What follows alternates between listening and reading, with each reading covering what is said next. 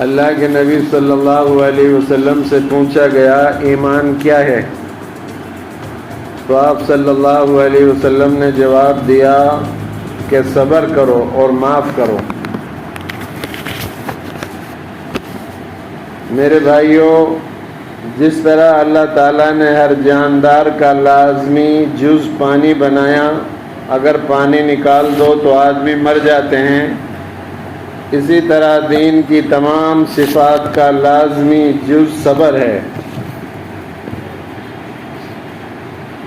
اور صبر نکال دو تو دین کچڑا بن جاتا ہے۔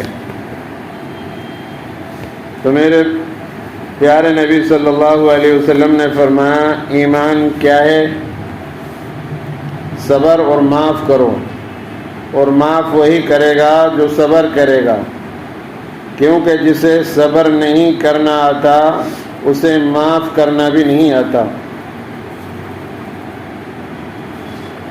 قیامت کے دن اعلان ہوگا کہ صبر کرنے والے کھڑے ہو جائیں، تو ایک چھوٹی سی جماعت کھڑی ہوگی، ان سے کہا جائے گا کہ جنت میں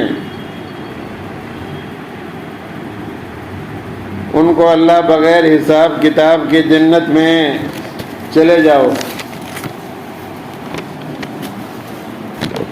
21 برس قتل کے منصوبہ بنانے والے اہل مکہ کو آپ صلی اللہ علیہ وسلم نے ایک بول پر معاف فرمایا، جاؤ، معاف کیا۔ جنگ خندق کے فوراً بعد مکہ میں قید پڑ گیا، تو ہمارے نبی صلی اللہ علیہ وسلم نے 300 دینار، جن کی قیمت تقریباً 10-15 لاکھ روپے بن جاتی ہے، آپ نے مکہ میں ابو سفیان کو بھجوایا، جو جنگ خندق کا سالار بن کر آیا۔ آپ نے ان سے کہا کہ مکے والوں کو کھانا کھلاؤ میری طرف سے۔ تو ابو سفیان کہنے لگے واہ محمد، تم پر قربان جائیں، ہم تجھے قتل کرنے کے پیچھے پھر رہے ہیں، تو ہمیں کھانا کھلاتا پھر رہا ہے۔ تو یہ میرے نبی کے اخلاق ہیں اور میرے نبی کا معاف کرنا ہے۔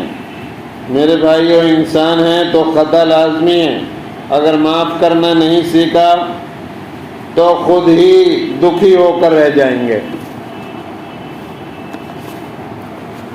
لوگوں کے زخم بھلا دو، اللہ پر ڈال دو، اللہ صلہ دے گا، زندگی پرسکون ہو جائے گی۔ میرے نبی صلی اللہ علیہ وسلم نے فرمایا، اے میرے بیٹے انس، ایک بہت بڑی سنت بتاؤں، اگر تو اس پر عمل کر گیا تو جنت میں میرا ساتھی ہوگا۔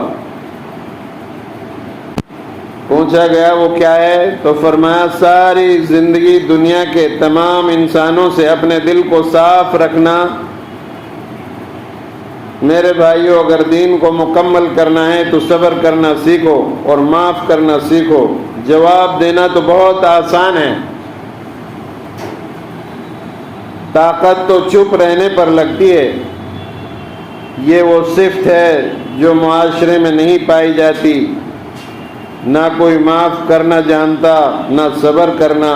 اور میں یہ وہ چیزیں بیان کر رہا ہوں، اگر ہم اور آپ کر گئے تو ہماری بڑی قیمت لگ جائے گی۔ اللہ سے دعا ہے اللہ ہمیں صبر کرنے کی توفیق عطا فرمائیں، اور اللہ ہمیں اچھے اخلاق نصیب فرمائیں۔